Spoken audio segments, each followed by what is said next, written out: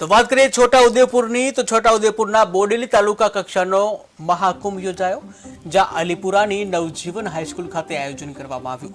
260 જેટલા સ્પર્ધકોએ કૃતિઓ રજૂ કરી,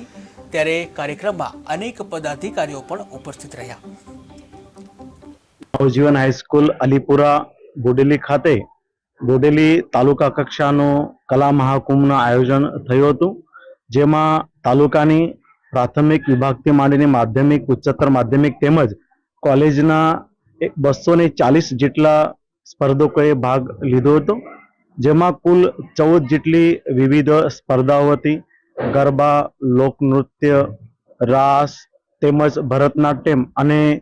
કલા વિભાગમાં જેમ કે નિબંધ સ્પર્ધા, વક્તૃત્વ સ્પર્ધા એવી 14 જેટલી વિવિધ સ્પર્ધા યોજાઈ, જેમાં તાલુકાના સ્પર્ધકોએ બહુ જ ઉત્સાહથી ભાગ લીધો હતો